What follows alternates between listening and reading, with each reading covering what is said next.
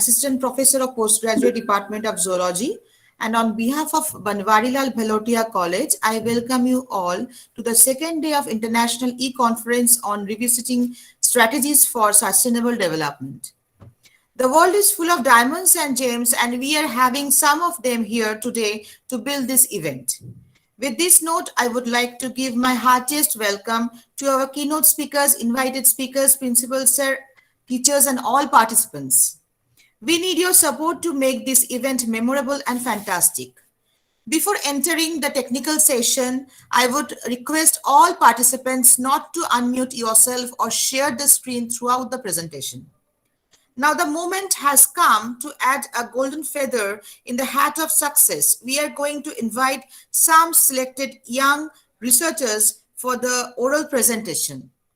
They'll be getting 10 minutes each to showcase the research and discoveries. So our first resource person and who is going to deliver her topic, she is Dr. Rupali Majhi, Assistant Professor of Niwalipur College. Rupali Majhi, kindly unmute yourself and start your presentation. Hello, ma'am. Yes. Yes, ma'am. Hello, everyone. Myself, Dr. Rupali Majhi, Assistant Professor of Physics, Niwalipur College, Kolkata, West Bengal.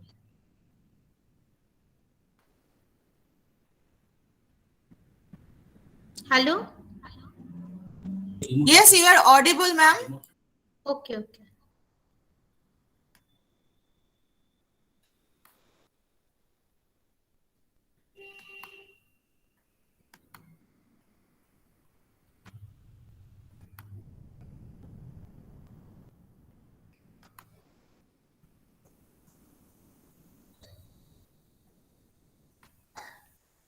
Ma'am, screen is visible. You can start. Yes. First of all, I pay my regards to Banwarilal Bhelotia College and respected organizer of this international seminar Econsas 2021 for giving me the opportunity for presenting my work. Today's my topic is novel method of increasing the maximum frequency shift in phase modulation by electro-optic crystal with multiple rotation technique.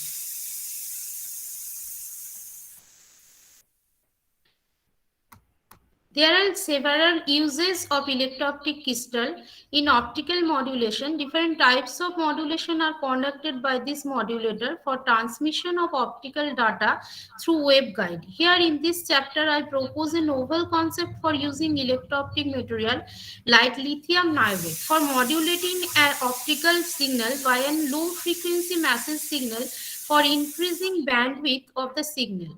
An audio signal with a smaller amplitude can also be well modulated by the proposed mechanism.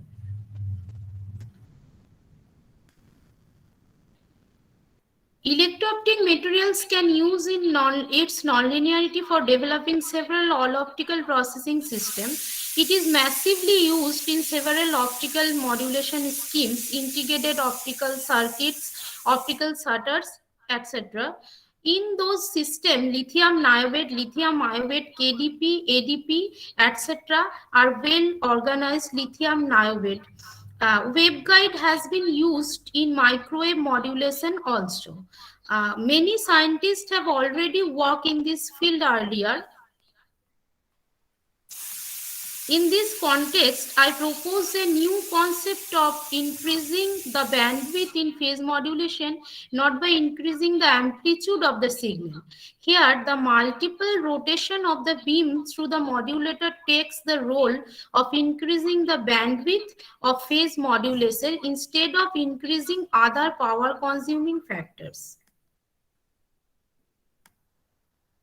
Real-life application of this method, electro-optic modulators can extend several functions which help the exploitation of optics in communication, data processing, image processing, etc. for the control of phase of a signal for the purpose of modulation with light as a carrier wave in integrated optics. In optical switching and several other applications, electro-optic modulator has the potential applications. Its speed of operation is also very high, and for this reason it can be used in microwave modulation. Optical shutters, special light modulators can also be developed by lithium niobate based electro-optic modulators. There also lies some application using electro-optic modulators. Variable capacitance of the tank circuit of the constant frequency modulation system can be implemented. I propose an optical process for reducing the V5 voltage of the modulator. If the V5 voltage is reduced, it can be used very successfully in optical modulators. Phase modulation in electro-optic crystal. The simplest kind of electro-optic modulator consists of a crystal like lithium niobate whose refractive index is a function of the strength of the local electric field. If lithium niobate is exposed to an electric field, light will travel more slowly or fast through it depending on the external applied electric field and the direction of radiation, but the phase change of the light having the crystal is directly proportional to the length of the material through which the light passes. Hence the phase change of a laser light in an electro-optic modulator can be controlled by the changing the electric field in the crystal. Here the figure 1 shows the phase modulation scheme by an electro-optic modulator. Here the light is passing through a polarizer and the polarized light is passing through an electro-optic modulator. The applied voltage is V and then the light is passing through another polarizer and we get phase modulation beam. Method of increasing the frequency deviation in phase modulation. First, an electro-optic modulator is taken which is connected with an external modulating AC signal like Vm is equal to V0 sine omega mt along the Z axis. The length of the modulator here is D. So now a light wave polarized along 45° to its Z axis in XZ plane is passed through the modulator along Y direction. And the figure 2 shows the multiple rotation of beam through the electro-optic modulator. Here I use 4 mirrors M1, M2, M3, M4 for multiple rotation the beam.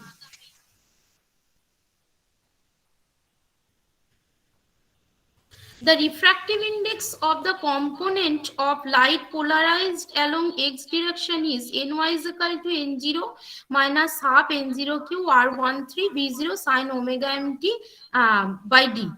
And the expression of electric field is U1 is equal to E0 sine omega t plus K0 ny d1 plus phi1. And putting the value of ny, we get the light electric field E1 is equal to like this. K0 is the free space wave numbers of the used light and R13 is the electro-optic coefficient of the material. As the wave is now passed again through the modulator and after exit from the modulator, the expression becomes E2 like this. And after modified the equation, we get another equation of E2. Similarly, after the third cycle, the expression becomes E3 like this. And equation 3 gives the angular part of as phi is equal to omega t plus 2 k0 n0 d1 minus 2 by 2d k0 n0 q r13 v0 sine omega m t into d1 plus phi 1 phi 2.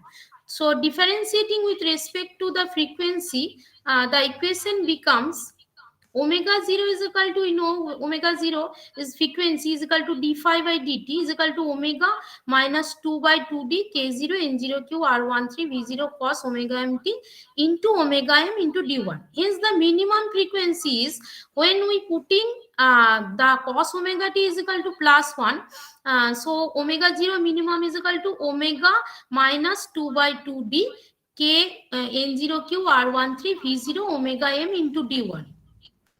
And after putting cos omega t, omega mt is equal to -1, we get the maximum frequency. Omega 0 maximum is equal to omega plus 2 by 2d K0 N0Q R13 V0 omega m D1. So we know the bandwidth is equal to delta omega, is omega 0 maximum minus omega 0 minimum. So after modifying the equation, we get delta omega 2 or delta omega 2 is equal to 2 K0 N0Q R13 V0 omega m into D1 by D. So for passing of the light through the electro-optic modulator second times, the bandwidth is increased 2 times. From this equation, we see that the bandwidth is increased 2 times. Similarly, after differentiating angular part of the equation 5 with respect to t, one can get the frequency of the light obtained from the electro-optic modulator for passing the light 3 times. The bandwidth is delta omega maximum minus omega minimum is equal to delta omega 3, and delta omega 3 is equal to 3 K0 N0Q R13 V0 omega m into D1 by D. So this is 3 times than that of the bandwidth with respectively that of the light passed single time.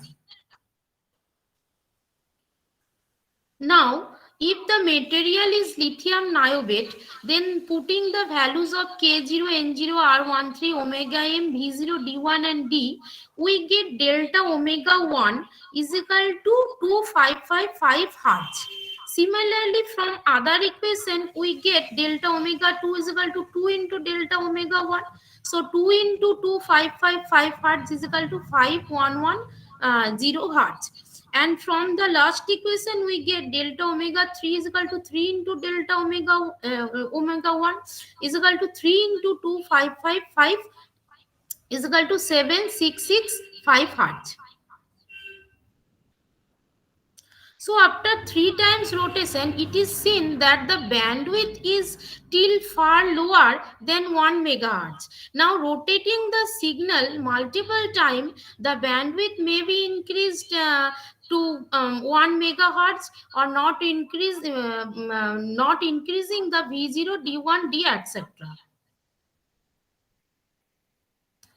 So from the experiment, we conclude that the bandwidth of a signal passing through the electro-optic modulator increases for multi-passing of the beam through the modulator. For n time passing of the beam, the bandwidth increases also n times. The phenomenon is the very much helpful for analog optical communication, which requires high bandwidth and also in frequency conversion.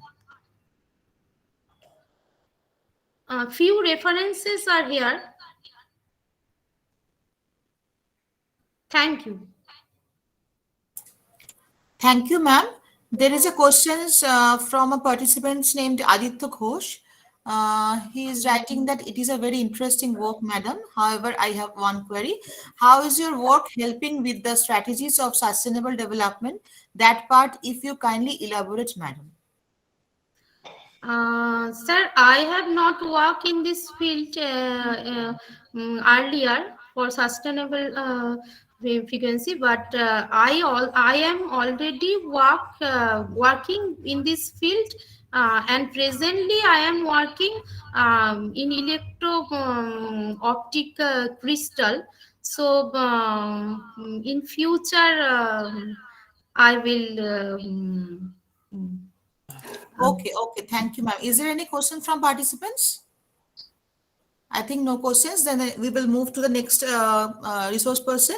He is Bhuban Mohan Majhi, from research scholar of Sidhu Kanun Birsa University. Yes, madam. Yeah, you can continue with your presentation.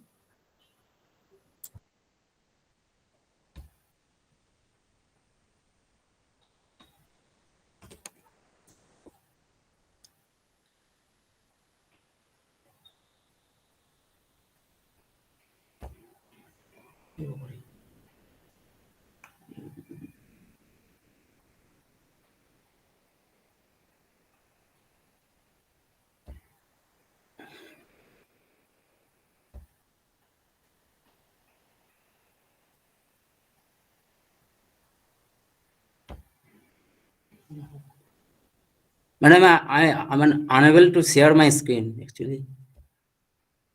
আমাদের lost connection. Sir, you can start. Yeah.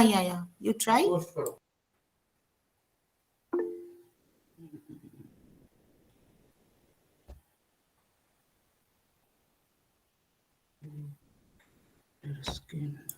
Is there any problem, sir? Yes, madam, I'm unable to share my screen actually. You can directly mail to the college mailbox so that we can share your slides. Okay. It's showing, sir. It's coming. You are presenting. এইটা যে সবিতা এখন দোকান করেছে না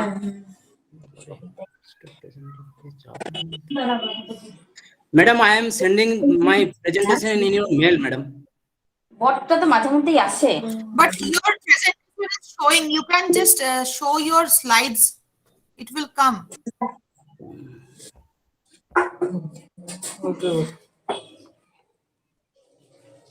Is it visible, madam?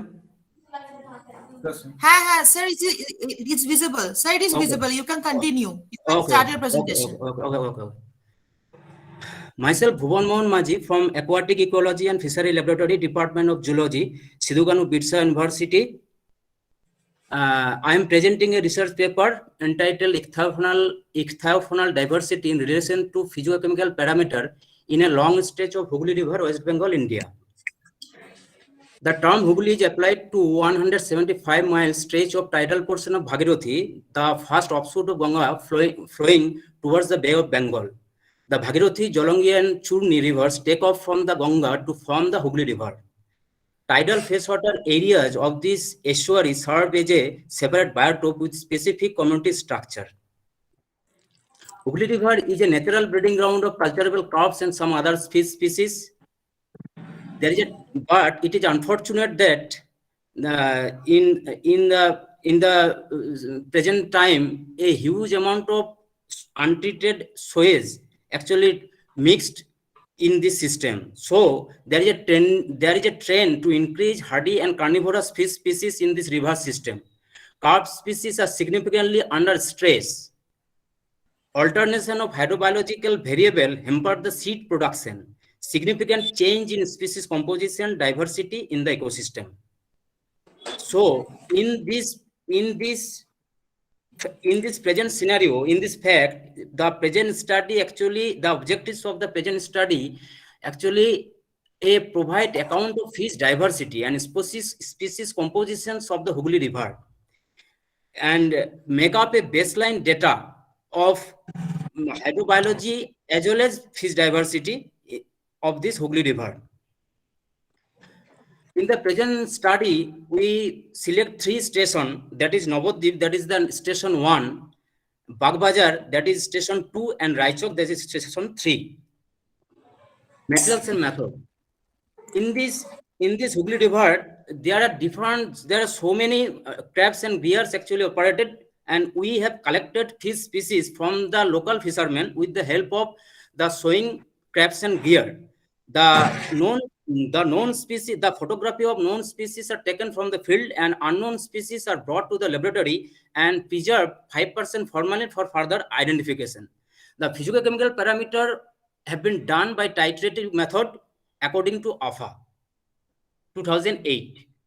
There are so many crabs and gear which are actually operated in this zone. Result and discussion. 96 fish species actually collected, which are belong from 35 family and 11 order. It is shown that Navadvip, that is the station 1, is the highest diversified station, where 58 number of species are collected. Then Bagbazar, where 30 number of species are collected and Raichok 38 number of species collected.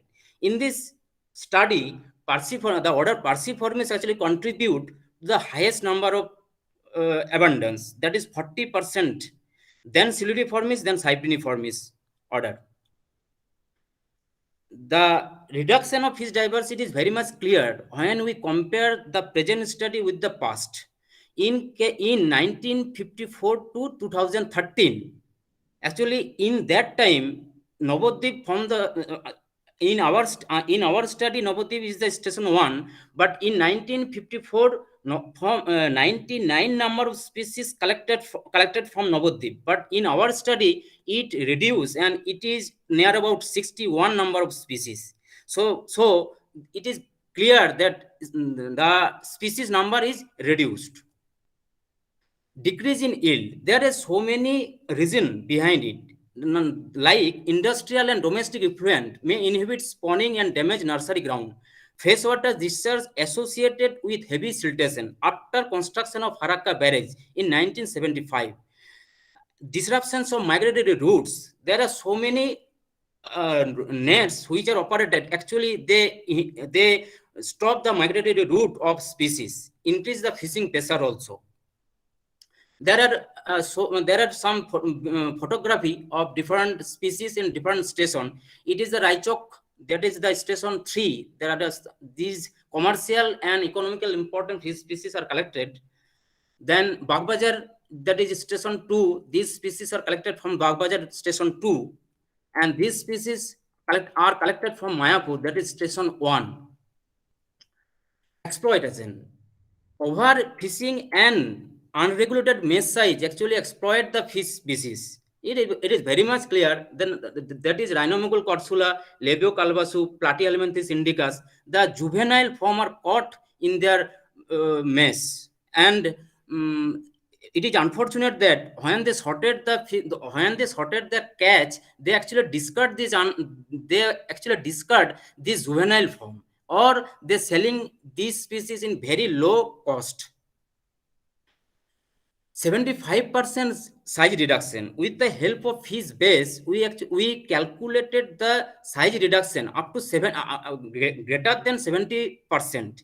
It is clear that Sperata R, a Siluriformis fish, and Rita, these two species highest the maximum size reduction, that is 90.3% and 89%. There are so many fish species that shows the size reduction above the 70%. There are different types of physiochemical parameters in these 3 stations were calculated, assessed. It is shown that dissolved oxygen, temperature, and water pH is not vary in these 3 stations, but in case of salinity, it is increased from upstream to downstream. That is, upstream in case of Navadvip, it was 24.62 milligram per liter, but in case of Raichok, it is increased and up to 208.36 milligram per liter. Likewise, hardness and alkalinity, it also increases from upstream to downstream. But the nutrient, that is phosphate and nitrate, these two parameters also increase, but the increasement is not significant. There are 3 diversity indexes we have been calculated, that is Shannon Wiener index, Simpson dominance index, and Margalip index.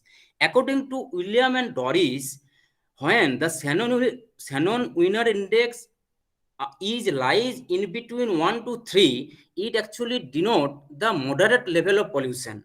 So this slide shows that in case of 3 stations, that is Navadvip, Bagbajar, and Raichok, this index value lies in between 1 to 3. So we conclude that the 3 stations are moderate in pollution. According to Das, a mature and stable community shows the Simpson dominance index Simpson dominance index lies in between 0.6 to 0.8. But in case of but in the present study, Navadvip, that is the station 1, it has highest Simpson dominance index. then Bagbazar, then Raichok. So it is concluded that Navadvip is the mature and stable community, then the Bagbazar and Raichok. We construct the principal component analysis among the physicochemical parameter in 3 stations. It shows that the photography shows that alkalinity, ALK stands for alkalinity, hardness, and salinity are the main 3 physicochemical parameter which actually shape the diversity in this 3 station, in this 3 sampling area. The principal component 1 is accounts to highest number of variance, that is 69%. Principal component 2 actually contribute to less variance, that is 19%. It is clear that salinity, alkalinity, hardness, the red color data is actually very much correlated with principal component 1, and principal component 1 actually contribute the highest variance. So it is concluded that salinity, alkalinity, and hardness contribute the main role to shape the diversity or phase assemblage. We construct the clustering analysis by means of UPGMA method using Bray-Curtis index. In this, the cursor shows that EF, Eliotis fusca, and Chana punctatus, CP stands for Chana punctatus. In a sample, the probability of getting these 2 sample, the probability of getting 2 sample is 50%. But in the total percentage, in behalf of total percentage in Navadvip, the chance of getting 2 species is 0.68%. In a sample, it is the probability of getting the 2 species at a time is 50%, but when we consider the total abundance, it is 0.68%. We construct the broken stick. We construct the broken stick model to understand the stress condition. In this photograph, it is clear that the calculated value is very much fitted to the observed value in case of Navadvip. So it is concluded that the stress condition is very low in case of Navadvip, but in case of Bagbazar, it is far apart from the calculated value, far apart. So it is concluded that Bagbazar is the highest stress condition. The lowest stress condition was in Navadvip, then Raichok, then Bagbazar. Conclusion: all the 3 stations studied are moderate in pollution level. Stress condition is high in Raichok, that is station 3, then Bagbazar, then Navadvip. Bioremediation of sewage is essential with the help of government authority. Powerful act against capturing of small fishes is immediately implemented with the help of government authority. The information from this investigation will serve as a baseline data for carrying out further study on ecology, conservation, sustainability, and management of fishery resources of Hooghly River. Here are some references. Thank you. Thank you, sir. There is a question from a participant that why this diversity occurs in different zones of Hooghly River. Madam, please repeat the question. Why this diversity occurs in different zones of Hooghly River? Madam, there are so many reasons. The main reason is the physicochemical parameters. One is salinity. Salinity, when we measure salinity in case of Navadvip, it is very low, but it gradually increases in the downstream, that is Bagbazar and Raichok. There are so many species that does not tolerate the salinity. So actually salinity larval fish species are present in case of lower station, that is Bagbazar and Raichok, but the salinity but the freshwater species are found in case of Navadvip, where salinity is very low. Okay. Have you measured phyto and zooplankton found in different zone of the river? If yes, then please let us know the difference. No, madam. In the present study, we don't this aspect, zooplankton and phytoplankton. What types of pollutants mainly found here? Mainly, madam, heavy metal, different types of heavy metal. Actually, my second word is. Hello, madam. Yes, yes, you continue. Actually, madam, heavy metal is the treated and untreated sewage is daily actually mixed with this river in the Kolkata metropolitan city, in the Bagbazar, mainly Bagbazar and the downstream. There are so many pointing source side where actually the discharge, the effluent actually mixed in the river body. So there is a question from Aditya Ghosh. Yes, Sir, madam. yes, sir, your work is really noble. I have a query, sir. We all know about unregulated sand mining in Bengal. Do you think that this unregulated sand mining from the rivers of Bengal is somehow affecting the riverine ecosystem, mainly the aquatic fauna? And does this have any impact on the changing physicochemical characteristics of river estuary as you showed in your presentation? Madam, there is a reason when sand mining actually when the matter are poured in the river, actually siltation actually increases. 1975 when the Farakka barrage actually constructed, the velocity of the river, the tidal velocity of the river actually decreased. Further, when the product of sand mining actually discharge in the river, siltation matter is role vital play. Siltation is increases. So somehow uh, this affect actually respiration of aquatic fauna. It may be zooplankton, phytoplankton, or fish species. Thank you very much, sir. It's a wonderful presentation on Thank you aquatic very much, madam. biology. Thank you. Thank you. So I'm going to the next presenter, that is Orgo Mondol. Orgo Mondol present, sir? Is there Orgo Mondol? I think no. Then Rajesh Kumar present? No. Aditya Kumar Ghosh present? Yes, ma'am, I'm present. Ma'am, it is Aditya Shankar Ghosh, ma'am. Actually, it is Aditya spelled- Shankar Ghosh. Okay, okay. Now, next our presenter is Aditya Shankar Madam, I Ghosh. have a madam. Hello, madam. Yes, yes, tell me. Madam, my surname Maji. The spelling is incorrect, madam. Maji. Kindly correct it.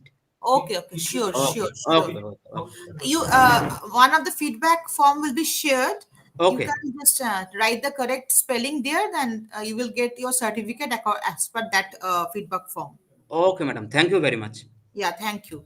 Now, next presenter is Aditya Kumar Ghosh.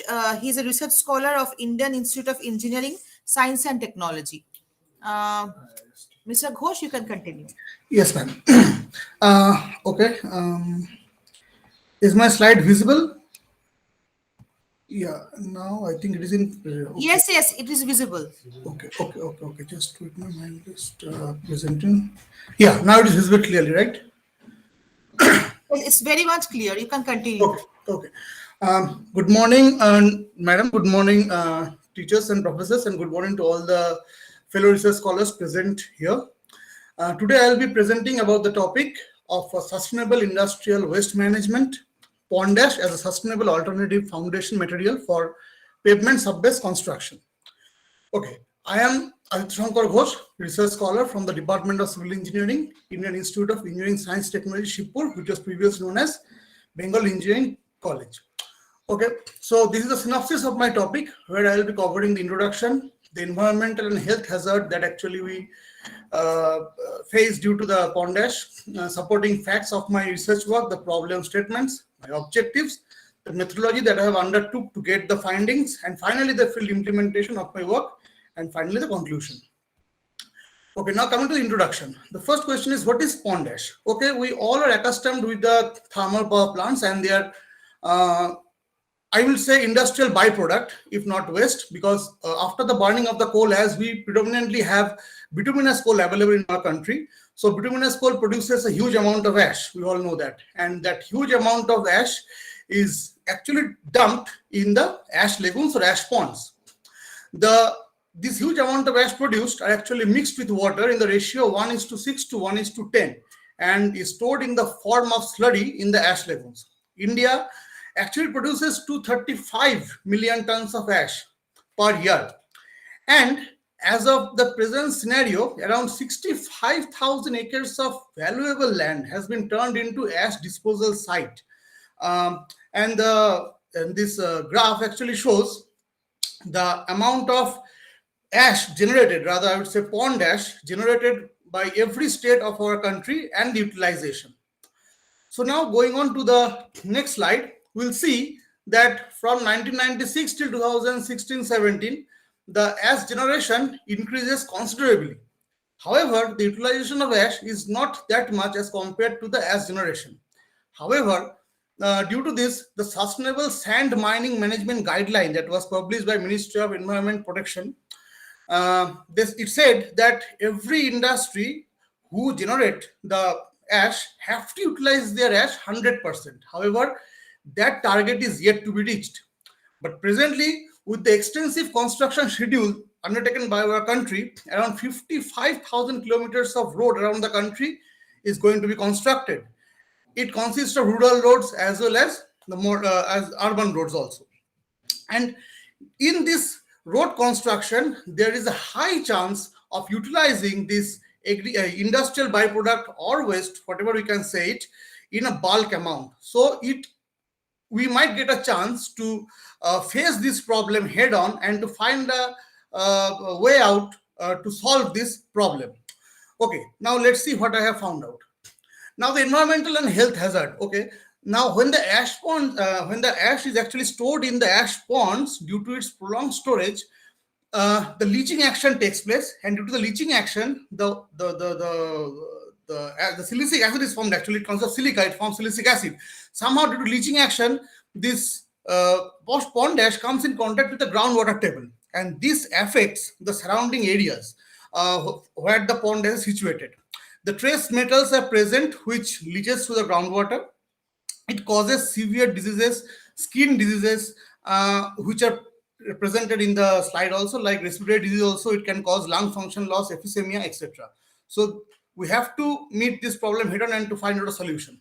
Now, for my research work of using pond as a sub-base, I went to some literature reviews and found out that researchers have actually worked with the physical and chemical properties of the pond ash, and they have found it suitable to be used as a road pavement foundation material. It is highly suitable. Its properties, its physical chemical properties are suitable. Like it consists of 78% silica, 2.5% calcium oxide, which together makes calcium silicate, which actually is present in the cement that we use.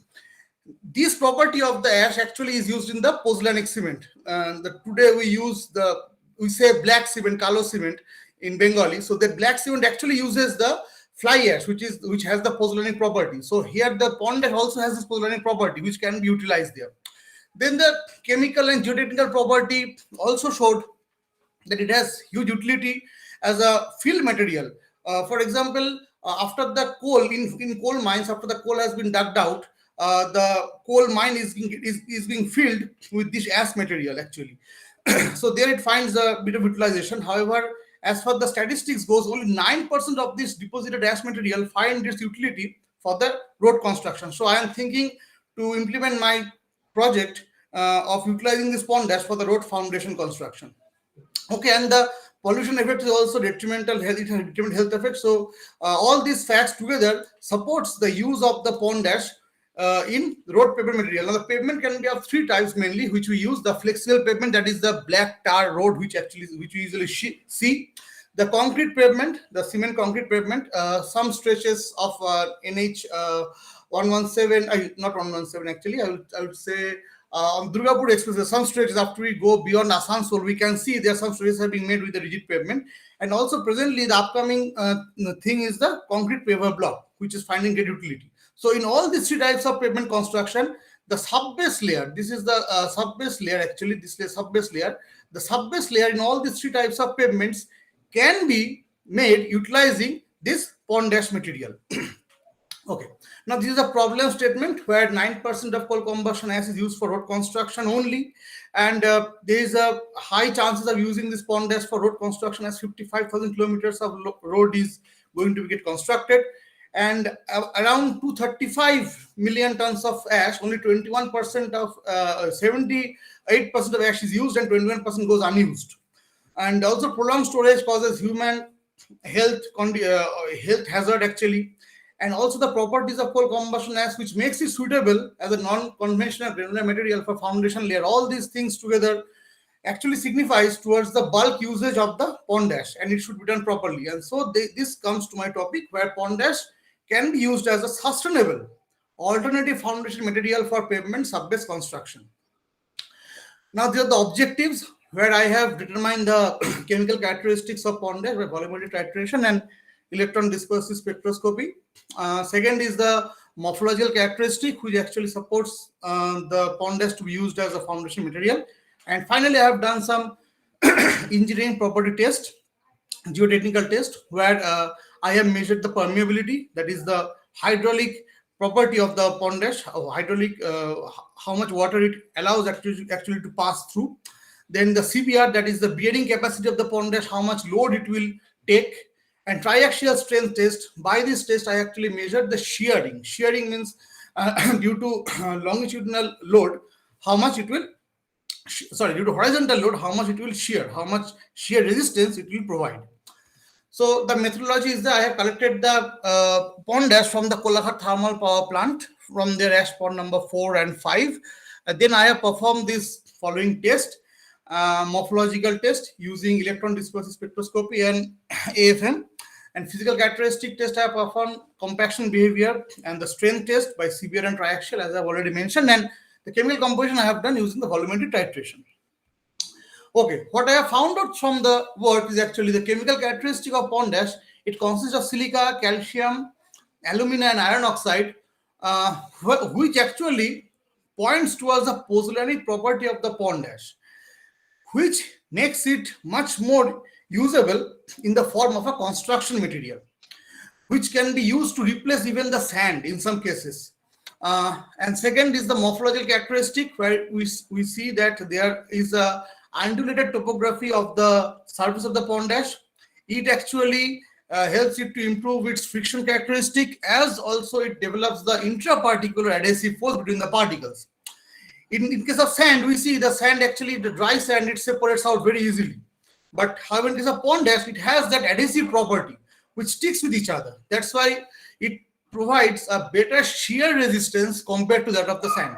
And finally, the physical characteristic I have done, where the pond ash behaves like a sand. So you see the physical property of pond ash, that it behaves like a silty sand.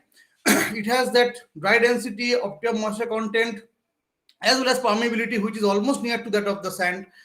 And so we can use it in place of sand also. Also, what another impressive thing is that the cohesive value, which is 0 in case of sand, we can get 0.88 kg per centimeter square cohesive value in case of the pond ash.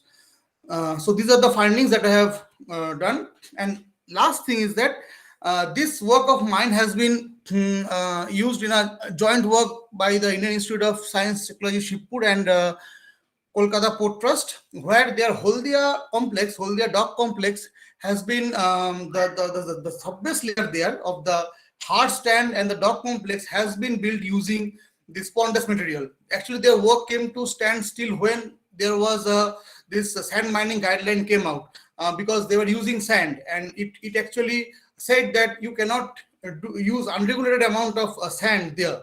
So due to this, they came up to us, and then this project came out that to use some alternative material in place of sand. And this thing is implemented there, and it is functioning quite well.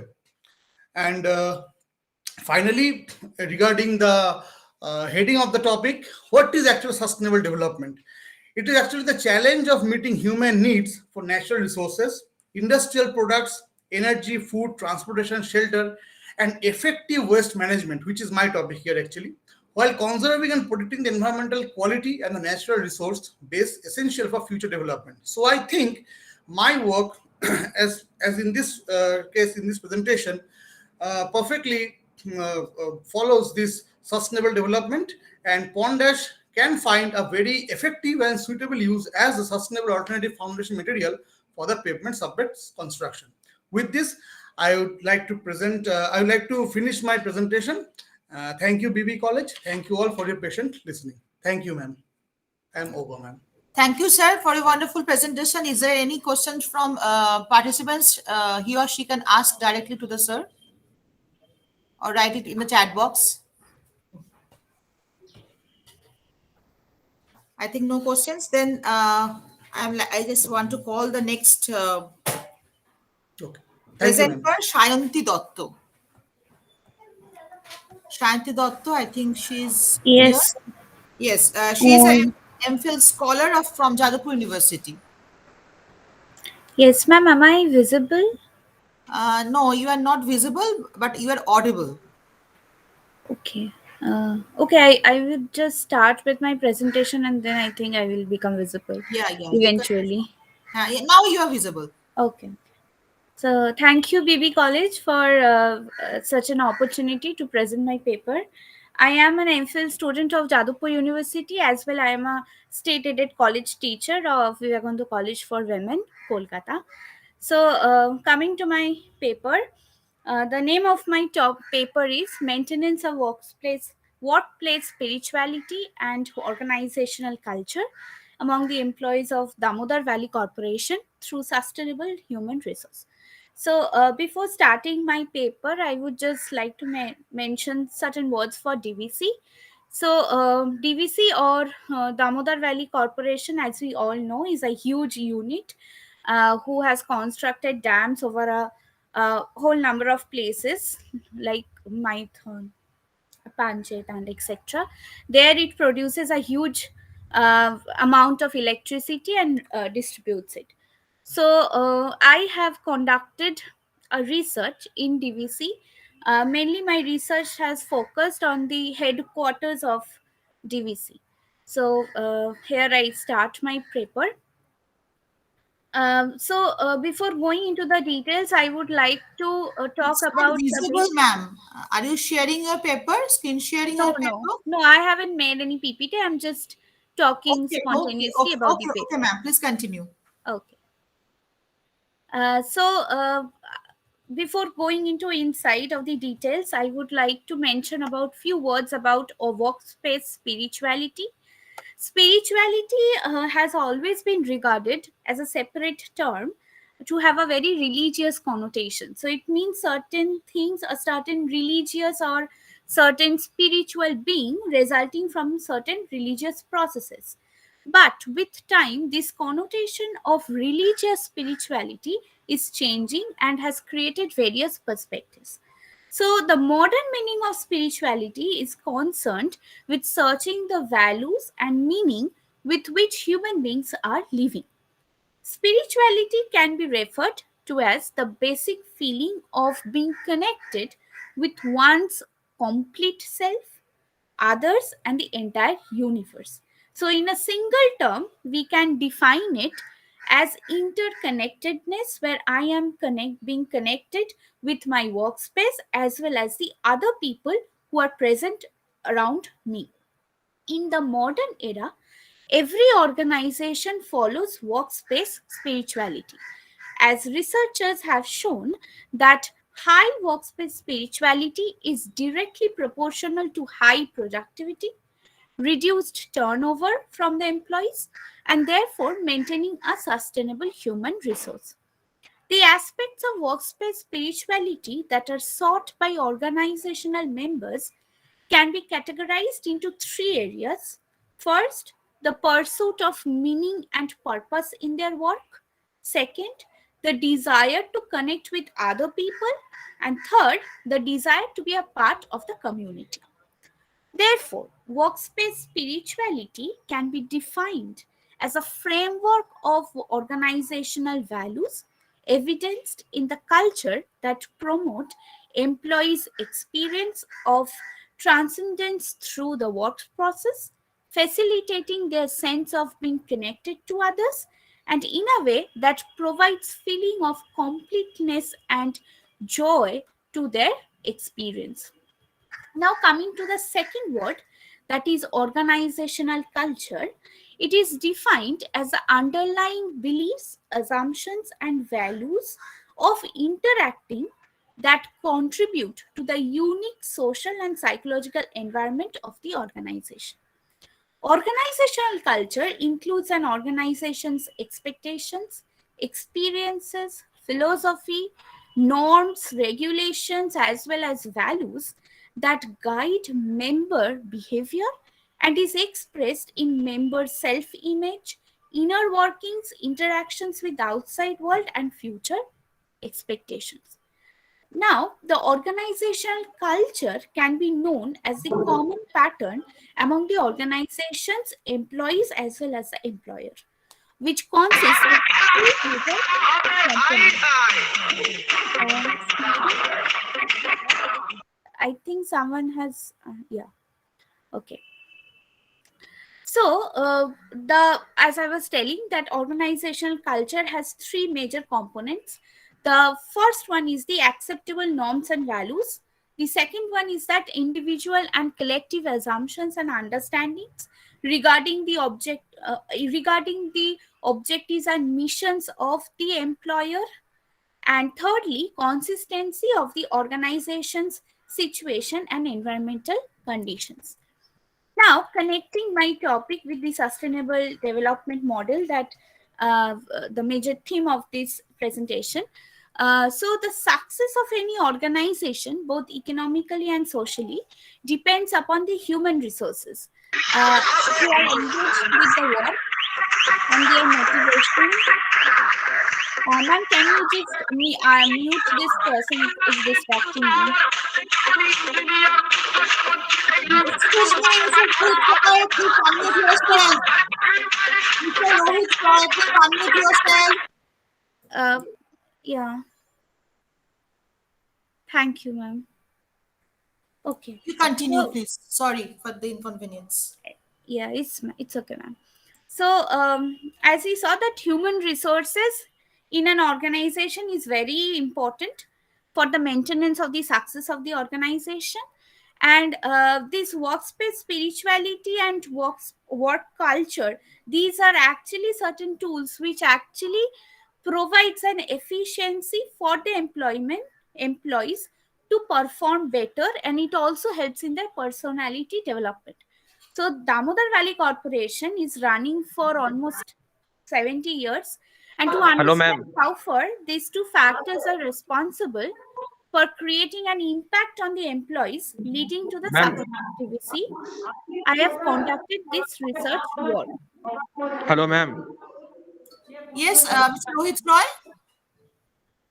kindly unmute yourself. Ma'am, please continue. Mr. Shanti Datto. Yes. So the paper seeks to explain the importance of spirituality in corporate houses to maintain a sustainable form of human resource by focusing on the organizational behavior aspect. The objectives of my study are to find out how far the workplace spirituality is present in DVC, how it is actually using the workspace spirituality in motivating the employees. Secondly, how workspace spirituality is affecting the organizational culture of DVC. And lastly, to apprehend whether DVC promotes work culture or not.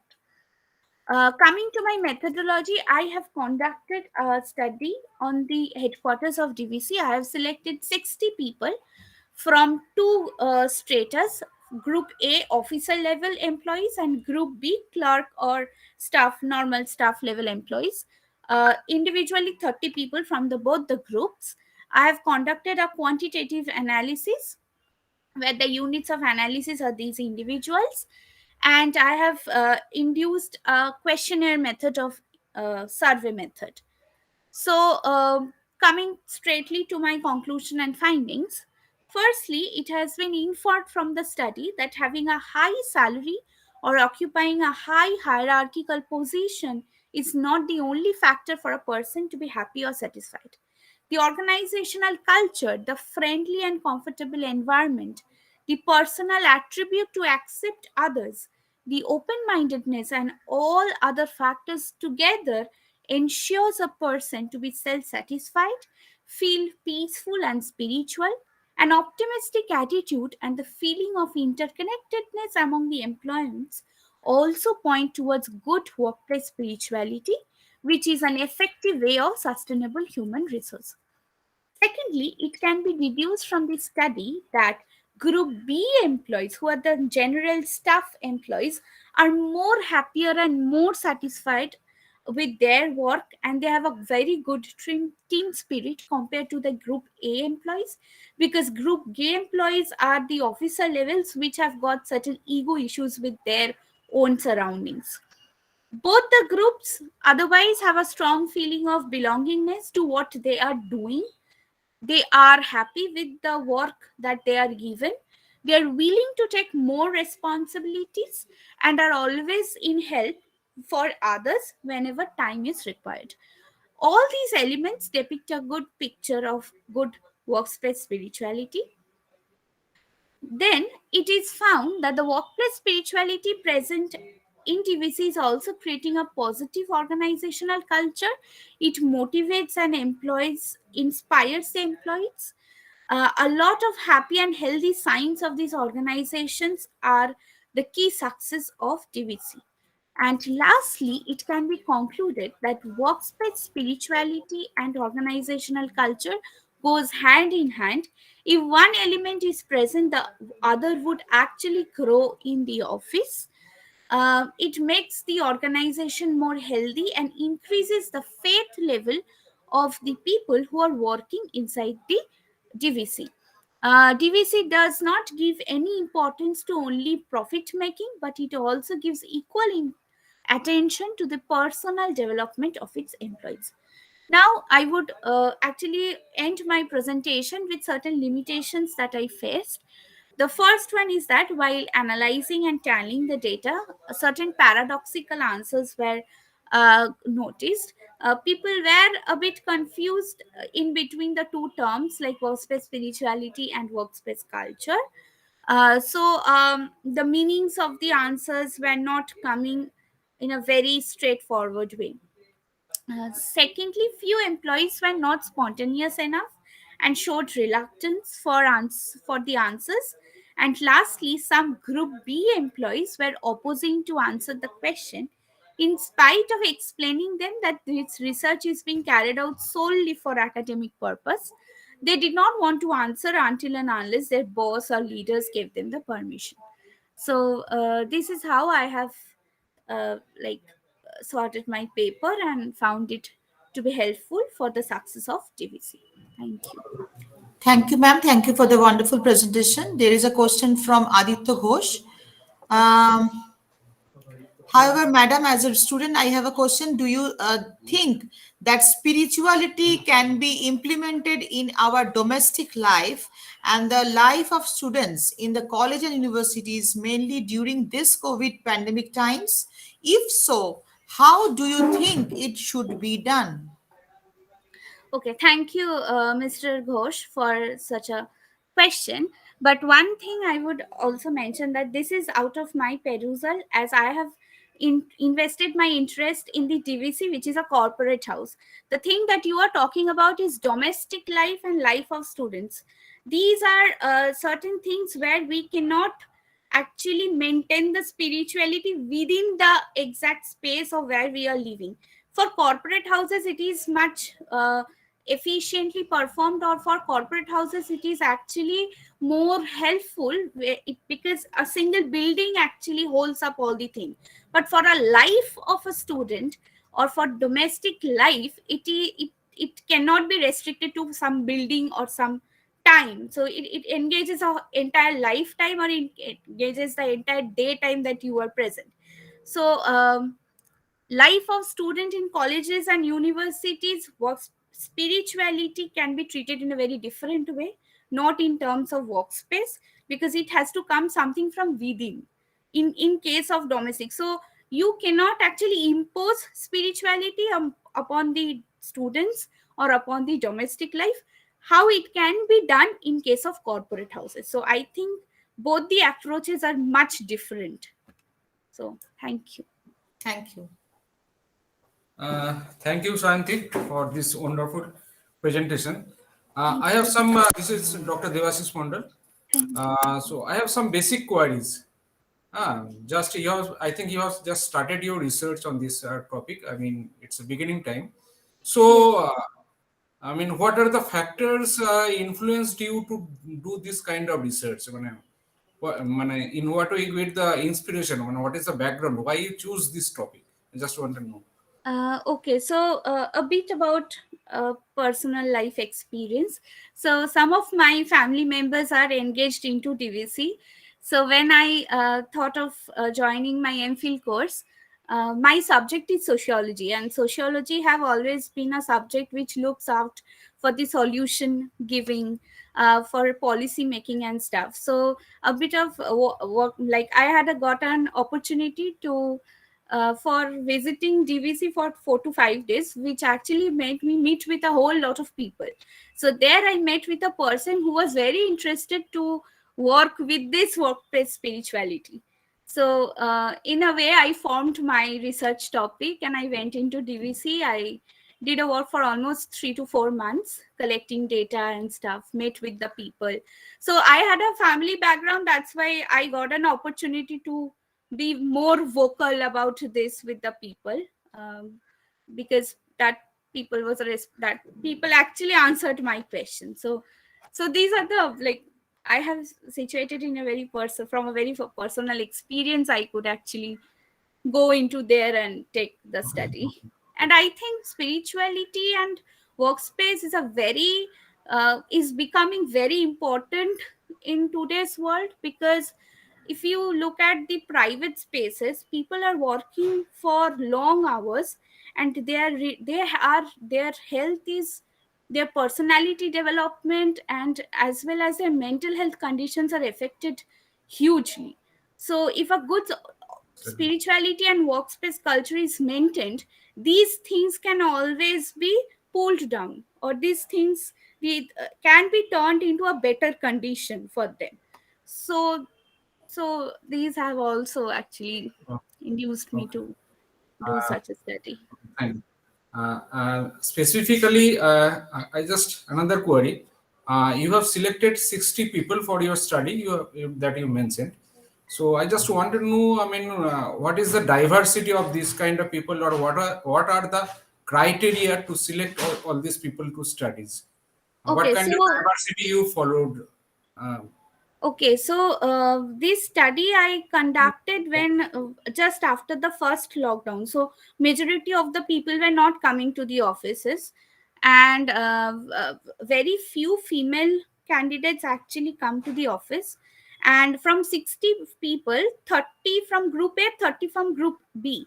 So 30 among the 30 people from group A, I got only 8 female employees, and from group B I got only 12 female employees.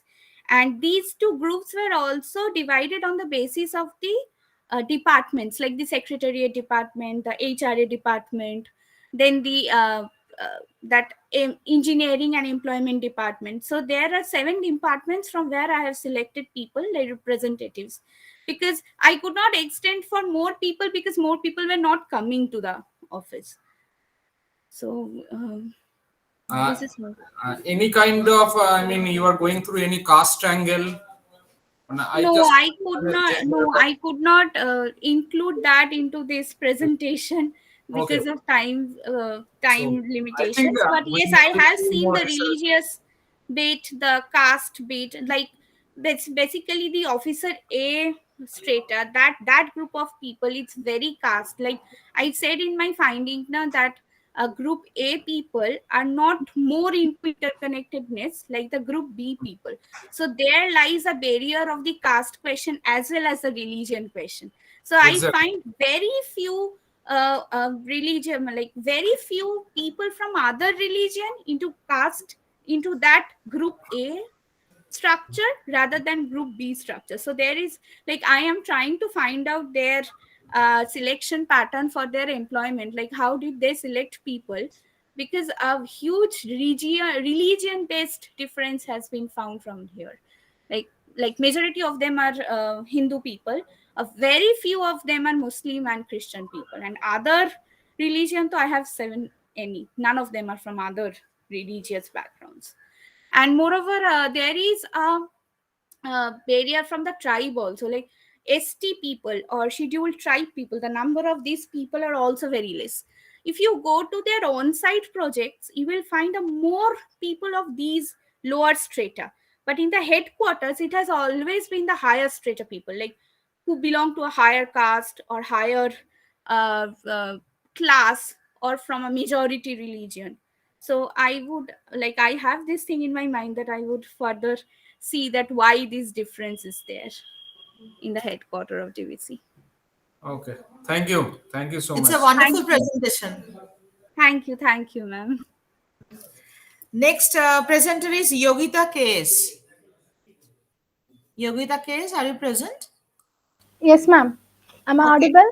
Thank Yeah, you, you ma'am. are audible. Yogita KS is a research Yeah, scholar from sure. Karnataka University, Dharwad. I want Yogita, to you can continue. You can show the slides and you can continue your presentation. Sure, ma'am. Thank you. I think, hope my slide is visible, ma'am. Yeah, it's coming. Yeah, thank you so much, ma'am. Yeah, it's visible. Yeah, myself Yogita KS, a research scholar, Department of Economics, Karnataka University, Dhaba. Today, I'm going to present my paper on the economic valuation of coastal ecosystem services, a study on mangroves in Karnataka, especially in India, because West Bengal is the highest amount of mangroves. We all know that. Karnataka is the very least amount of mangroves, but which is the very diverse and economic value.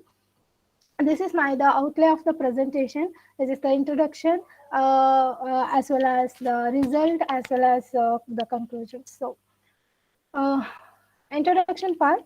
The Thailand president of the project, he told that once the mangroves are like a kindergarten. We all know that there's the nursery breed for these many organisms, and seagrasses are the secondary schools, and coral reefs are the high schools and colleges for the fishes. Once they adult or the graduate from the university, they return to the kindergarten to the spawn.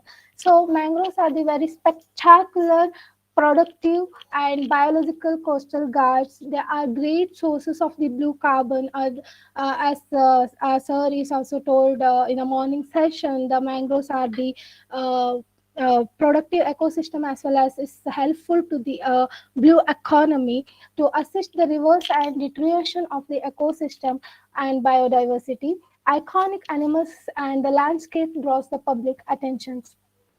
Mangroves are critically endangered today's world because we all know that the coastal is in a high risk. There is the alarming rate. We already lost our 1% of that mangroves. Apart from being nurseries for the variety of commercially significant aquatic creatures, mangroves also promote the promotion of microbial flora and fauna, which provides the habitat for crustaceans, molasses, reptiles, mammals, and birds. That's why mangroves is not only trees, they are not only shrubs, they are the wholesome of ecosystem. If we lose one web of this type, we lost so many ecosystem.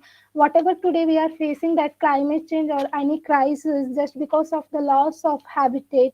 The present study, which is done since there is a relatively inadequate data on the abundance of values of mangroves in Uttara Kannada, district belongs to the Karnataka. The primary goal of this research is to the purpose of the study evaluate the economic valuation of mangroves on the socio-economic perceptions of coastal communities or the indigenous group, those or the stakeholder or the participants of the chosen area of the Uttara Kannada. This is my research methodology, ma'am. In India, we all know that the notably mangroves in Karnataka, which is present in three important districts, coastal districts, Uttara Kannada, Udupi, and Dakshina Kannada, which have hardly 320 kilometers, have 10 riverines. All are joined to the Arabian Sea, which is the west coast. Among these rivers, the Tadri joins the Aganashini, which is called the free flow river, and one more river which is the not free flow river, it has the dams and all. I'm just classified as the disturbed and undisturbed riverines, and Aganashini, Sharavati, the two complex estuarines of the Uttara Kannada has been selected for a primary data.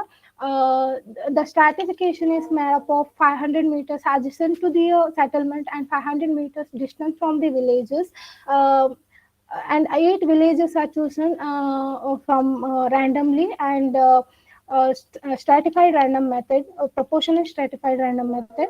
Uh, from the two talukas, we are choosing 8 villages. Total 200 samples were taken for the analysis and interpretation, and using for statistical procedures such as the percentage and chi-square test. This is the major focus because we all know that what is the coastal every ecosystem has their own interest or the priority concern. According to Millennium Ecosystem 2005 and the revision of the economics of ecological biodiversity 2010 TEEB is classified the 4 ecosystem services, which is the provisioning, regulating, cultural, and supporting services. Provisioning services are a thing like that. The product obtaining from the ecosystem services such like food, fresh water, wood, and fiber and fuel, which is we call the PPP model of the food, fuel, and fodder.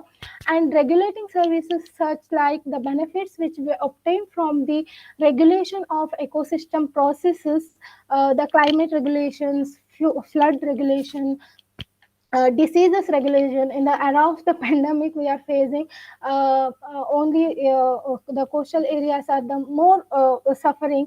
The diseases regulation is also, if we are not losing the particular habitats, then it will be very helpful to us. And the water purification, cultural services like non-material benefits obtained from the ecosystem, the aesthetic, the beauty of the nature, and spiritual purpose, as our earlier resource person told about so much of about the spirituality and sustainable development, and educational purpose and recreational.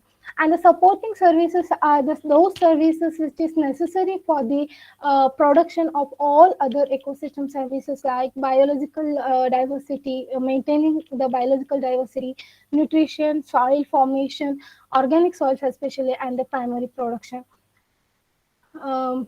Economic valuation of the coastal resources, because we all know that the coastal ecosystem have a rich ecosystem as like salt marshes, seagrasses, and estuarines, marine parks and sanctuaries, archaeological and heritage sites. The famous environmental economist, the Costanza and Attal study that account of the highest value of per hectare basis of any ecosystem, like coastal ecosystems are high in their diversity. And according to their CRZ, the Coastal Regulation Zone 1 report tells that the restriction on developmental activities in coastal zone less than 500 meters. These are the major threats which we are facing in a coastal ecosystem. The estuarines are threatened by the habitat destruction, pollution. There is no solution today for, because we already polluted our oceans. Our oceans are the great carbon sink, and there is no proper studies done also. The unsustainable resource exploitations and harmful algae and blooms. Mangroves are threatened by the over aquaculture or the agriculture, land reclamation and tourism, industrial and domestic pollutions, port developments and dumpings. Coral reefs are also threatened by the destructive of the fishing practices, or the, as I told, the overfishing, and careless tourism, water pollution, sediments and coral mining, and climate change. which is the hot issue or burning issue of today. And sandy beaches is also the sand minings are causes for the erosion. And seagrass is threatened by the natural disaster like cyclones, hurricanes, intensive grazing, and infections of the diseases, deforestations of mangroves, construction of activities, etc. This is the secondary data based on the house studies done in all over world, Asia and India. Mangrove valuation studies, when I studied on rigorously, the provisional service is only quantifiable. That's why people are done all over world. The higher studies done by only provisional services as comparatively recreational, cultural, and the supporting services is not have any kind of data, because its non-monetary value should be recorded, which is a concern because people are not thinking beyond the GDP. Today, GDP data is only considered timber. Fuel is not considered to be the aesthetic or some pollination services, which is very essential for any biodiversity. This is my primary data, the perceptions on the importance of benefits which taken from natural resources or the coastal natural resources by an economic status of the household in the particular district. Here there is a BPL and Antyodaya Anna Yojana, or we call the less than below poverty line people, are direct benefits. They get the direct benefits and they give much more importance. That perception is direct benefits rather than the indirect benefits. Otherwise, the 47.5% people give importance to the equally important direct and indirect benefits, because we all know that when you torture the data, it must be confessed something. Apart from that, we should know about, if you listen the data, we can get the much more information. So here, the statistically, the significant 52.98% of the chi-square is used for calcium Pearson test is used for this perception. And the next one is the household perceptions on coastal resources as by users perspective. Here it is also their economic status, and the APL peoples are um, um, not give much more importance to the they are a mixed users are there, but they give much more importance to the I don't know, our mixed users are there, but the indigenous or vulnerable groups, what we call, they are more depends on the particularly this almost new users like 79 to 85%. Here it is also the statistically data is insignificant. For further research, we are using for the Pearson chi-square test, for the two-tailed test, and there are 8 degrees of freedom, and data shows to each and everything. And the economic values of the mangrove forest in India, there is food raw materials, as I told earlier. There's some studies done by regulating and provisional services. They give in terms of US dollar. But in India, there is only less than 1% studies done at the reviewer side. Provisional services, there is many methods we are using, popularly contingent valuation, total economic valuation, transfer benefit cost, and all are using for the market price apart from the shadow prices. So here the supporting services is less studies done by only avoided cost or the direct pricing method rather than the this contingent valuation method. So next to be the benefit cost analysis, which is very famous environmental economist. We call him as a welfare economist, the Pareto. In 1920, he mentioned that one's worse off is another better off. When wealth to welfare and welfare to well-being, people are consider no one's harm should be others better off. Is it a good criterion for a decision making? Seems to be very fair enough, because because there is no always people would have losers. There is someone inevitably made worse off, because climate change is nowadays we all facing that repercussion of loss of habitat. So that this study will be much more value addition for policy suggestions, I think so.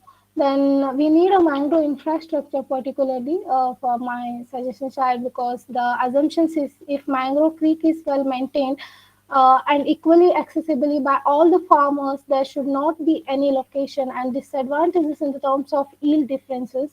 The results clearly indicate that the yield of shrimp, or we call it as prawns, and other fishes were significantly higher among the nearby ponds. It gave the livelihood lifeline to these people, and indicating that the nearby farm are harvesting an advantage over away farms. This is my end lines. There is a popular statement that goes like this: "You can't manage it means if you something if you can't be measure it." According to the report of coastal resources in Uttar Kannada area, provide the economic and environmental benefits. The state of the economy in terms of agriculture and primary fishing income. Apart from the environmental benefits, the income reveals that the community requires mangroves and other coastal resources to survive their life. These resources have been severely damaged as a result of fishing gear, mining, and deforestation, according to the survey. Based on the findings, the study also indicates that there is no sustainable resource management. According to the interpretation of majority of respondents have low level of education, lack of information, and unaware about the fishery management, and have institutional issues are also there. It's always that we all know that apart from NGOs and the strong government intervention, we can't to be handle it such kind of things.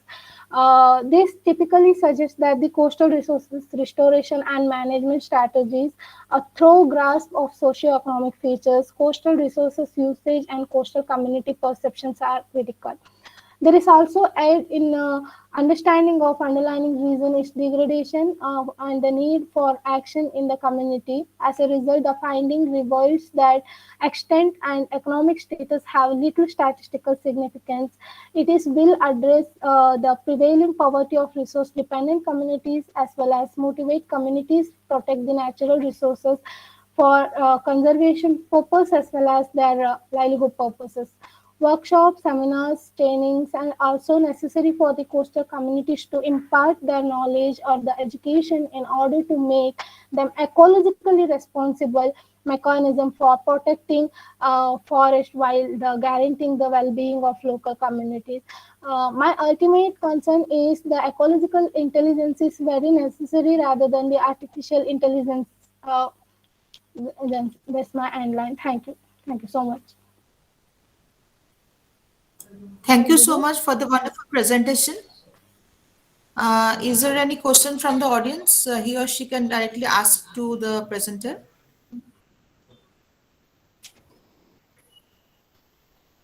I think no questions. Thank you, ma'am, for the wonderful presentation.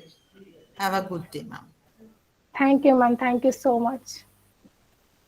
Next presenter is Shusri Puravi Panigrahi. Ms. Panigrahi, are you present? I think no.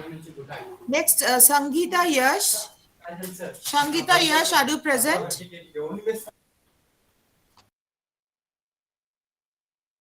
Sangeeta Yash, are you present? Yes, ma'am, I'm present. Okay, you can continue your presentation. And Yogita Case, kindly stop the presentation so that next person can present her slides.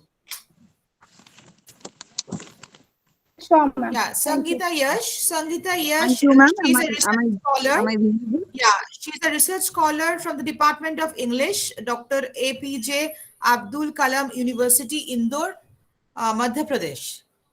Ma'am, you can continue. You can continue your presentation. Okay, ma'am. Thank you so much. Myself, Sangeeta Josh, as ma'am already introduced me. And without wasting any time, I'm just going to present my paper. And before I'm going into my presentation, I would like to just express my heartfelt gratitude towards the BB College, Thank you, ma'am. the organizers, and for just giving me the opportunity to present my paper entitled Revisiting D'Souza's Poetic Skyline, Poetry of Confusion and Dissatisfaction. Okay, I have also made one PPT, and Yeah, now you I'm can going just to. start your PPT. Okay, ma'am. Sorry.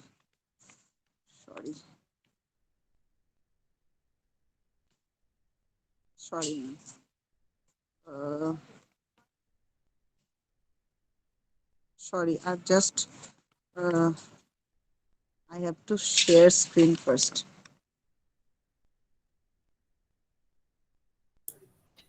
Yeah, it's coming. Okay, thank you, ma'am. Thank you so much. Make it full screen. There is a play button. You can just click the play and make it full screen. Yes, Okay, it's ma'am. fine. It's fine. It's fine. Okay, ma'am. Thank you so much. So, just a close look to the history of civilization clearly reflects the history of woman suffering and subjugation, and also it is the history of patriarchal hegemony. Actually, what I have to just trying to say that the period soon after India got partitioned and became independent witnessed the new nation struggle as a newborn, like a newborn baby for new identity. And obviously, this affected the literary products of the contemporary Indian English writers in general. And Indian English women writers, too, were no exception. And actually, this history of patriarchal domination and subjugation was developed from time immemorial. As in the Ramayana, we have already more or less seen that Sita had to undergo several ordeals to prove herself as a daughter, wife, and mother. Till date, women are only playing the second fiddle to the patriarchs. So, these actually, there are two sets of two generations of women poets, and Indian English women poetry in general can be viewed as an attempt of self-revelation, as they made some conscious efforts to create a room of their own in the socio-political and academic space. So, however, there is a palpable difference between the two generations of women poets. The earlier ones only concerned about their domestic peace and feminine sensibilities, and they are not aware, as such, aware of the real position of women under the marble heavy domination of patriarchy. Under the marble heavy domination of patriarchy. And these actually undoubtedly lead some women poets to be defiant and bold enough to pose themselves as something newer or contemporary generations of women poets, and they are at times confessional too. They adopted the confessional mode, the defiant mode, the bold mode, and actually the newer generations become conscious of the oppression of the biased patriarchy and often raise their voice of their needs and human rights. And in my next slide, I'd like to present some name of some notable women poets of the earlier generation as well as the contemporary or new generations. Poets representing the early generations, starting from Sarojini Naidu, rather Sarojini Chattopadhyay, and Kamini Roy, Ishmat Chugdai, Amrita Pritam, Gaura Sivani, and Krishna Shobdi, etc. And they just covered the whole gamut of Indian poetic skyline, women poetic skyline, and across the nation, across our motherland. And they actually, there is some discrepancy. There is some discrepancy between the way they wants to actually afford themselves to the society and the way they force to behave, and the contemporary poets adopts obviously a bolder attitude to show the marginalized position of Indian women. And the later half of the women poets, obviously representative of them, is Gauri Deshpande, Imtiaz Dharkar, Mamta Kalia, Eunice D'Souza, and Kamla Das. And now I'm coming particularly to my point of interest, that is Eunice D'Souza's poetry.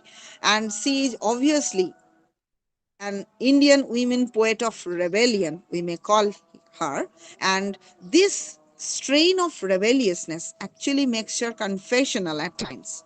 And she adopts an aggressive attitude to to actually point out, to indicate the marginalized position of Indian women, and how the poetry marks the growth and development of the psychological and emotional boundaries of women.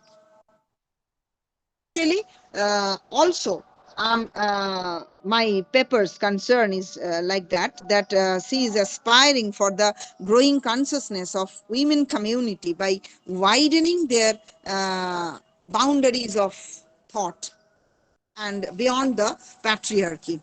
And actually, the element of confession and dissatisfaction comes from the bitterness of human relationship, frustration, disgust, self-revelations, self-pity, actually found a pointed expression in the literary outputs of Eunice D'Souza.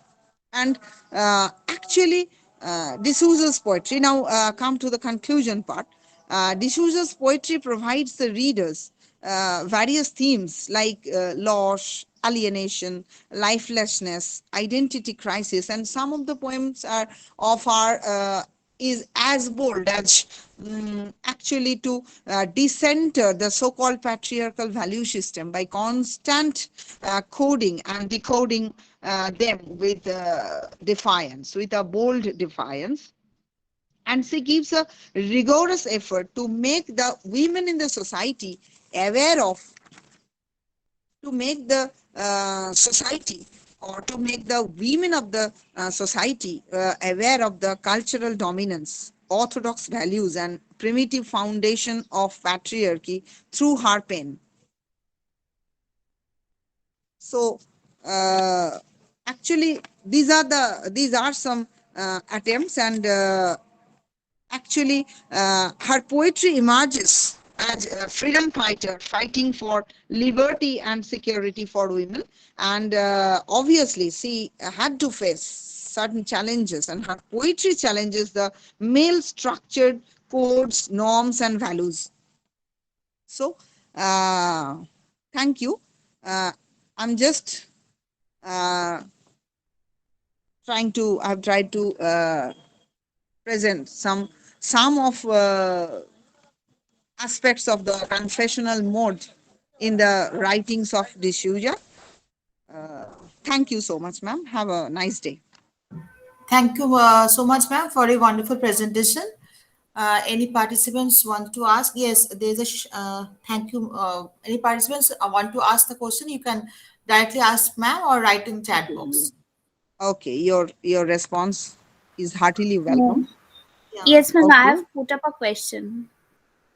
Sure. Should I say, or you will Yeah, read? you can directly ask. You Directly can ask, directly ask. ma'am. Okay, so thank you for, it is an interesting topic about poetry and things. So may I know what methodology you have used for understanding the poetry? Like which methodology you have used, ma'am?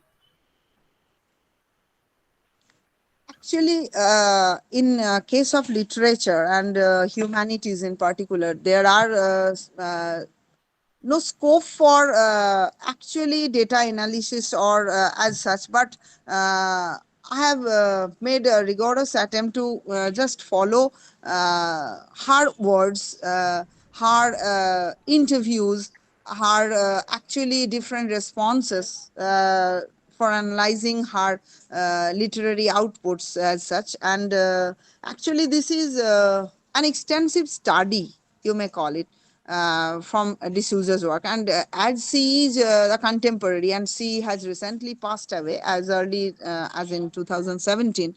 So I have also met her personally to just understand the fierceness, the boldness in her attitude while she is just she was a dominant poet and a representative of our times as a vigorous and as a rebellious women poet.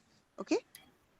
Okay, ma'am. So, Anything else? ma'am, just Anything else? a point of interest. Like, have you seen, like, you are talking about how the women are subjugated and that the poetess have tried to convey through the pen picture of his poetries. So, I would like to know that is there any voice of resistance, and have you used any certain kind of theory to understand the resistance that the poetess is actually talking about in the poems?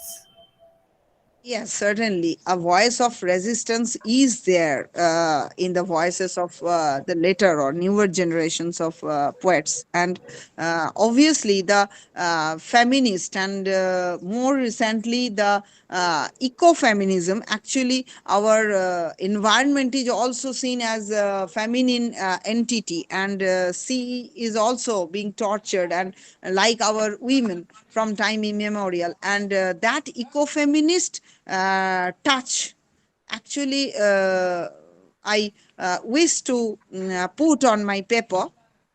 And obviously this is something I have in search for the elements of confessional mode, and this confession actually what made the women poets confessional, because the traumatic experiences after partition and the simultaneous independence India got, actually the two strengths parallelly blends and affects our women in general. And from the nationalist perspective, you can say that the earlier generations of women poets actually they represent the nationalist perspective. But in recent times, the contemporary poets, they are more conscious of the pitiful condition where the victim is unaware of their subjugation, their torture. And in the patriarchal framework, we, the women, we, the girl, even, we are just obeying our father as he is the dominant figure of our just familial structure, and we are obeying our father as he is economically independent. So this actually compels me to rethink, to revisit D'Souza's works as an element of confession and dissatisfaction. And this actually sense of dissatisfaction leads her to make or to raise her voice against this kind of oppressions. Okay. Am I Thank clear to you. you, Santi? Yes, ma'am. Thank you. Yes, Okay. yes. Thank you so much. Thank you, ma'am. Thank you for a wonderful presentation. Okay. Is there Thank any you so much. questions from audience? Thank you. Thank you. Have a good day, ma'am. Next Okay. presenter is Same to you, Orithro ma'am. Boshak. Okay. Next presenter is Orithro Boshak. Orithro Boshak present? I think no. Then next presenter is Amit Kumar Banerjee. Amit Kumar Banerjee present? Yes, ma'am, present. Okay. Amit Kumar Banerjee, he is assistant professor of NSHM Knowledge Campus, Durgapur, Department of Management. Mr. Banerjee, you can continue your presentation. Okay. Just a minute, ma'am.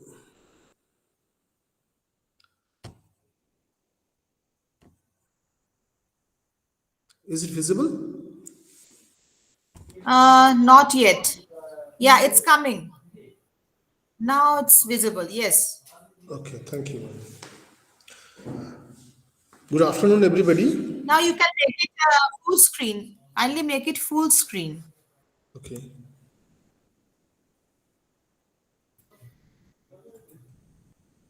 Done. Is it showing full screen?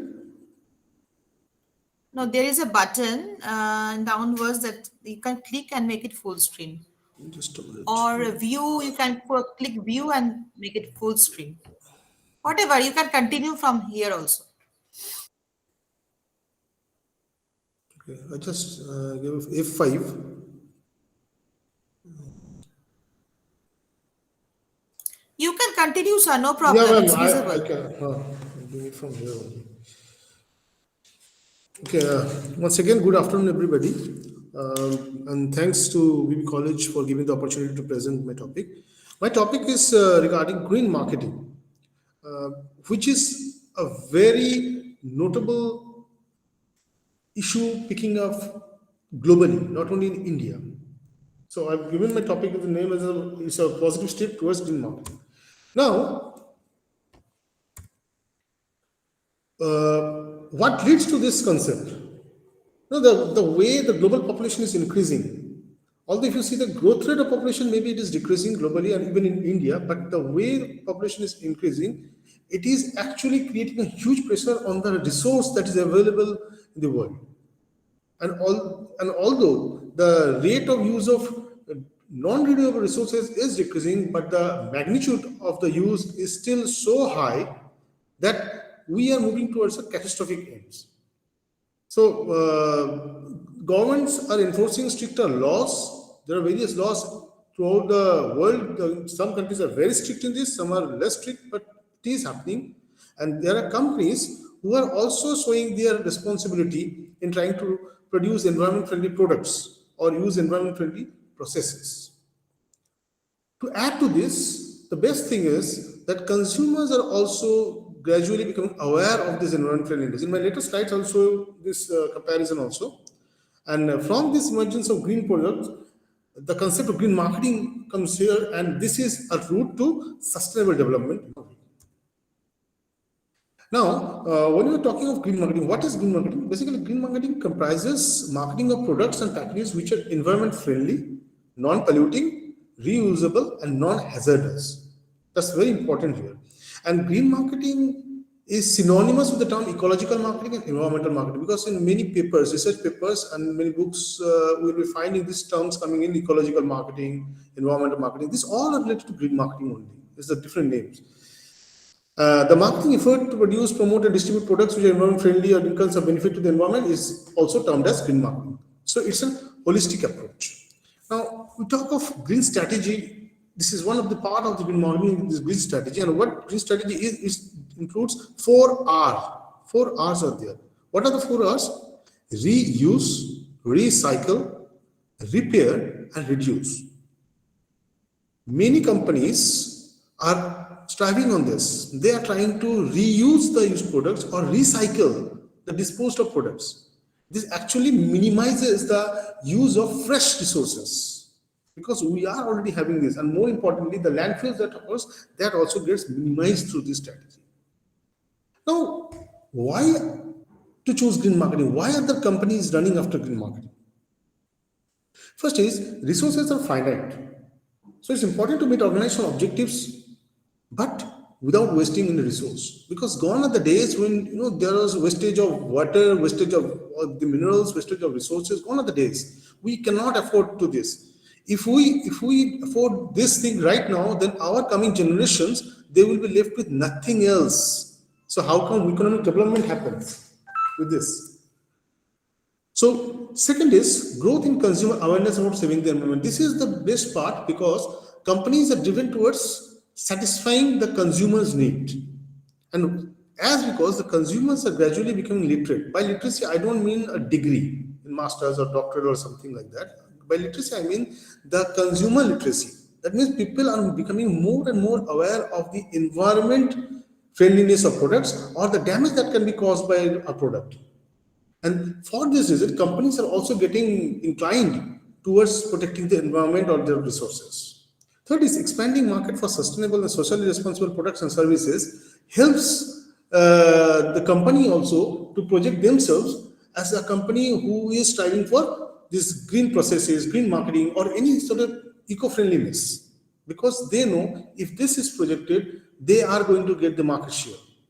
And lastly, the government boost. Government provides a lot of subsidies for this, and also government takes the strict measures that I have shown given in the previous slide. Government takes strict measures if certain levels are violated, if certain levels of environment damage is violated. Now, this is my slide we are talking of. This is one slide where the consumer purchase has been shown. Means the percentage of global internet users would pay more for sustainable or eco-friendly products, because sometimes it so happens, and there is a notion that eco-friendly products comes with a greater cost, a premium is added. Now, we have seen the data from 2011 to 18 because this much was available at that point of time. So we have seen currently a growing trend. It has dropped from 58 to 57% in 2017-18, but with time it has increased again. Okay. Here comes the age groups. We are seeing Gen Z, Millennials, Gen X, and Baby Boomers. The ages are given in years, 16 to 21 years for Gen Z, Millennials 22 to 35 years, and Gen X 36 to 54, and Baby Boomers are 55 to 64.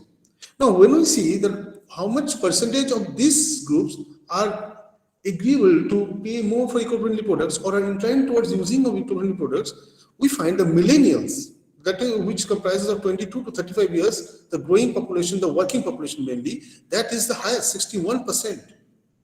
And very closely followed by Gen Z and Gen X. So this is a very good sign. This is a very good sign because this population are the maximum user of products. And if this population feels for this eco-friendliness of products and this population feels for sustainability of the world, then automatically both the governments, the companies, and everybody has to follow suit, because ultimately customers must be satisfied in this way. Now, what are the elements there in green marketing? Introducing new products, mainly for those consumers who are concerned with energy efficiency, waste reduction, climate control, and sustainability. Secondly, promoting the environmental attributes of products. Now, we will come across, it is shown that eco-labeling of the products or green products. Various logos are used where it is shown that it is an environmental, like tree, these sort of symbols are given. These are all these environmental attributes that are shown to represent the product. And lastly, redesigning and re-engineering of existing products with focus on these environmentally concerned consumers. So these products are being re-engineered, redesigned for focusing on consumers. Now, there's a 4 P's of green marketing. We call green product, green price, green place, green promotion.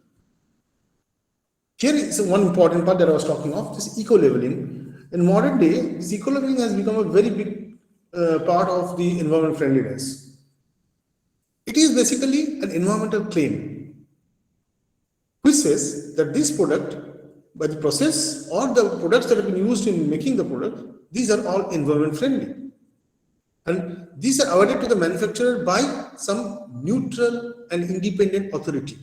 The manufacturer just cannot say, okay, I'm fine, I'm this. They have to apply for this, and the independent authority, they will go through this, they will analyze, they will test, and then they will give this. But it, okay, you fine, you can use the eco labels.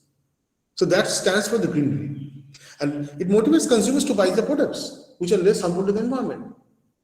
Today, when we talk of so many things like green tea, we talk of afforestation programs, we talk of reduction of emission of greenhouse gases. What are all these things? All these are adding to this sustainability and protection of the environment. Now I'll talk of these companies. Some companies have taken. There are numerous companies there. Some companies which I am talking of, right? Like the Patagonia here. It's normally uncommon. Patagonia is a textile company of US. Now, how they support these issues? They use used up clothes. A certain portion of their raw material is the used up clothes. They recycle it and they do it. They use organic cotton. They help the support in growing of organic cotton. Then workers are taken care of. Low emission while production of the process is taken care of, and soil sustainability is also This is what Patagonia tries to do.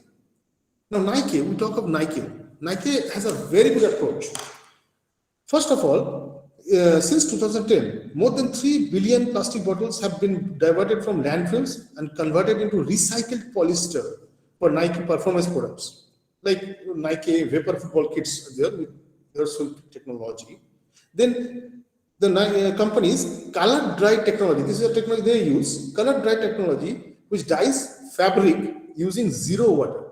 This has saved more than 20 million liters of water, and its reuse a shoe program has recycled approximately 30 million pairs of shoes. They have been able to cut energy use by 50% by use of modern technology. And they have an agenda of by financial year 25, they aim to use 100% renewable energy. And also they're striving towards zero waste. Then there are Starbucks who go on for environment-friendly cups, energy-efficient processes, reduction amount of water use. So this way, what I have given here, this way the companies are moving towards protection of environment. We're talking of green marketing and green movement. They are trying to be part of that, and they're very active part of that. In this way, first it started with a few companies. Now more and more companies are doing this because they find the positive side of this and the image that they. Lastly, I'll come to this conclusion part. So consumers are becoming more and more aware on sustainability issues. That is a part which every company is trying to capitalize on, because there will be a time when the resource will be minimal. So companies, if they do not check right now, they will not be able to produce any further. And we talk of economic development. Economic development is never possible without use of resources. So what can be done is we have to use the resources, but more and more we have to depend on renewable energy sources or renewable resources, recyclable resources. We have to minimize, if not fully eradicate, we have to minimize the use of non-renewable resources, because non-renewable resources are finite. From these various research papers study, we have seen that consumers from developed economies are comparatively more cautious and willing to buy environment-friendly products than consumers of underdeveloped countries, or the developing countries, so-called developing countries like India. And they are ready to pay a premium even for them. Of course, it's there in their affordability, but they are ready to pay a premium. And this trend we are seeing in India also. And affordability is a vital factor in the consumer purchase decision for sustainable products. So companies, they are working on this part. You cannot have a huge difference just by the name of green or by showing that we are having eco labels and you charge a high premium or price. Consumers will not be in favor of that. Not developed countries, and especially in developing and undeveloped countries, it is not possible. So companies are also using technology, companies are also using processes by which they are bringing down the price also relatively in comparison to the traditional products. And lastly, the younger population is more inclined towards environmental concerns that we have shown in that particular slide. So these concerns that their product they will buy environment-friendly products. This will definitely add volume to companies' thought or companies' strategy of going for green products. Definitely, because this young population is the citizen of the country, and the future citizen of means they will take up the old people place also. So in the slide that I have shown, the older people, which are relatively less of 48%, that figure will also change, and our new generation will learn from them also. So it's only a very, very positive move towards the green movement that is flowing throughout the world right now. And we hope all the best for this. Thank you. Thank you, sir, for the wonderful presentation. Is there any question from audience? He or she can ask that.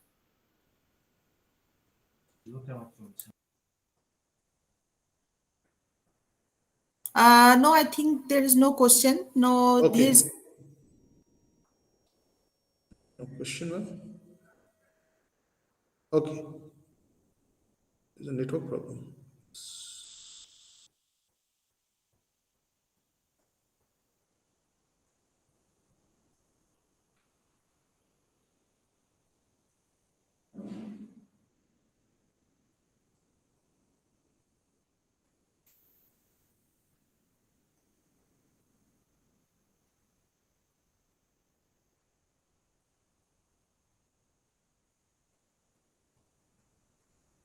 Hello.